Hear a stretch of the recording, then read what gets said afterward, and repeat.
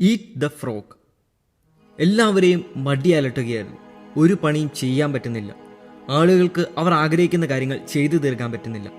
ഇതെല്ലാവരുടെയും ജീവിതത്തിലുണ്ടെന്ന് മനസ്സിലാക്കി Brian Tracy എന്നൊരു സൈക്കോളജിസ്റ്റും ഒരു ശാസ്ത്രജ്ഞനുമായ മനുഷ്യൻ ഒരു റിസർച്ച് നടത്തി. അതിനൊടുവിൽ അദ്ദേഹം ഒരു പുസ്തകം എഴുതി, ഈറ്റ് ദ ഫ്രോഗ്. മടിയെ പരിഹരിക്കുന്ന ഒരു പ്രോസസ്സായിരുന്നു ആ പുസ്തകത്തിൽ അദ്ദേഹം വിവരിച്ചത്. അതൊരു ഇന്റർനാഷണൽ ബെസ്റ്റ് സെല്ലറായി മാറിയ പുസ്തകമായിരുന്നു. അദ്ദേഹം കണ്ടുപിടിച്ച കാര്യം ഇതായിരുന്നു: നമ്മളൊരു ലിസ്റ്റ് തയ്യാറാക്കിയാൽ അതിലുള്ള എല്ലാ കാര്യവും ചെയ്തു തീർക്കാൻ നമുക്ക് സമയമില്ല. പക്ഷേ ഇവിടെ സമയം വെച്ച് നമ്മൾ അളക്കുമ്പോഴാണ് ഏറ്റവും വലിയ പ്രശ്നം വരുന്നത്. സമയം വെച്ചല്ല, നമ്മുടെ എനർജി വെച്ചാട്ടാണ് അളക്കേണ്ടത്. എങ്ങനെയാണ് ഇത് ചെയ്യുന്നതെന്ന് നമുക്ക് നോക്കാം. അദ്ദേഹത്തിന്റെ ടൈറ്റിൽ തന്നെ ഈറ്റ് ദ ഫ്രോഗ് എന്നാണ്. എന്തുകൊണ്ടാണ് ഇങ്ങനെയൊരു പേര് അദ്ദേഹം പുസ്തകത്തിന് ഇട്ടത് എന്ന് ചോദിച്ചു കഴിഞ്ഞാൽ, ഒരു ദിവസം തുടങ്ങുമ്പോൾ അന്ന് ചെയ്യാനുള്ളതിൽ ഏറ്റവും കഷ്ടപ്പാടുള്ള കാര്യം, ഏറ്റവും മടി തോന്നുന്ന കാര്യമാണ് നമ്മൾ ആദ്യം ചെയ്യേണ്ടത് എന്നുള്ളത് കൊണ്ടാണ്. അദ്ദേഹം പറയുകയാണ്, ഒരു ദിവസത്തെ അറേഞ്ച് ചെയ്യുന്ന രീതിയിൽ, ഓർഗനൈസ് ചെയ്യുന്ന രീതിയിൽ നമ്മൾ ആ ഒരു കഴിവ് വളർത്തിയെടുക്കുന്നത് അതൊരു വലിയ സ്കില്ലാണ്. അതിനാദ്യം ചെയ്യേണ്ടത് പേപ്പറിൽ ചിന്തിക്കാൻ പഠിക്കുക എന്നുള്ളതാണ്. തലയിൽ കാര്യങ്ങൾ പ്ലാൻ ചെയ്യാതെ ഒരു പേപ്പർ എടുത്ത് പോയിന്റ് ബൈ പോയിന്റ് നമുക്ക് എന്തൊക്കെ ചെയ്യാനുണ്ട് എന്നുള്ളത് എഴുതി വെക്കുക. ഇനി നമുക്ക് അതിലോട്ട് നോക്കുമ്പോൾ ഒരുപാട് കാര്യങ്ങൾ കാണാൻ പറ്റും. പക്ഷേ ഇതെല്ലാം ചെയ്യാൻ നമ്മളെ കൊണ്ട് പറ്റില്ല. അതുകൊണ്ട് ഇതിൽ നമുക്ക് ഏറ്റവും കൂടുതൽ ഇമ്പാക്റ്റ് ഉണ്ടാക്കുന്ന കാര്യം, അന്ന് ലൈഫിൽ ഏറ്റവും കൂടുതൽ റിസൾട്ട് ഉണ്ടാക്കുന്ന കാര്യം ഏതാണെന്ന് സെലക്ട് ചെയ്യുക. അതുപോലെ തന്നെ ഏറ്റവും കൂടുതൽ റിലക്റ്റൻസി അല്ലെങ്കിൽ ഏറ്റവും കൂടുതൽ മടി നമുക്ക് തോന്നാൻ സാധ്യതയുള്ള കാര്യം ഏതായിരിക്കും. ഇത് രണ്ടും ഒരുമിച്ച് വരുന്ന ഒരു കാര്യം കാണും. അതാണ് നമ്മൾ അന്നത്തെ ദിവസം ആദ്യം തീർക്കേണ്ടത്.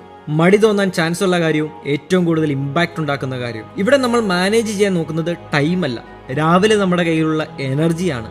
നമ്മുടെ എനർജിയുടെ ഏറ്റവും നല്ല ഭാഗം ഈ ജോലിയിലേക്ക് നമ്മൾ ഇടുന്നു എന്നുള്ളതാണ്.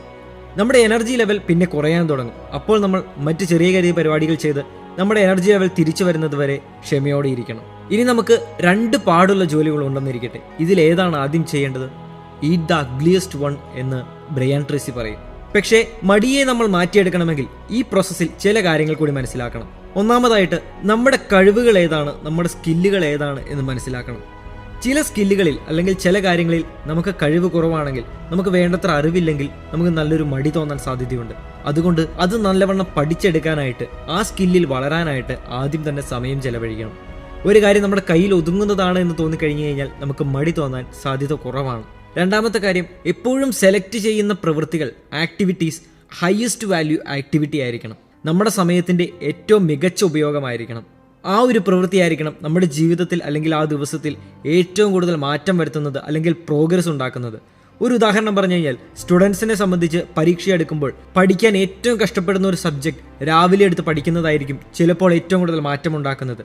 അല്ലെങ്കിൽ ഒരു മാനേജറിനെ സംബന്ധിച്ച് ഇമ്പോസിബിൾ ആണ് എന്ന് ചിന്തിക്കുന്ന ഒരു പ്രൊജക്റ്റിനെ കുറിച്ച് തിങ്ക് ചെയ്ത് അത് ഫിഗർ ഔട്ട് ചെയ്യുന്നതായിരിക്കാം. അല്ലെങ്കിൽ ഒരു എഴുത്തുകാരനെ സംബന്ധിച്ച് അടുത്ത ചാപ്റ്ററിൻ്റെ ഒരു പ്ലോട്ട് കണ്ടുപിടിക്കുന്നതായിരിക്കാം. നമ്മൾ ചെയ്യുന്ന പ്രവൃത്തികളിൽ 20% പ്രവൃത്തികളാണ് ഏറ്റവും പ്രധാനപ്പെട്ടത്.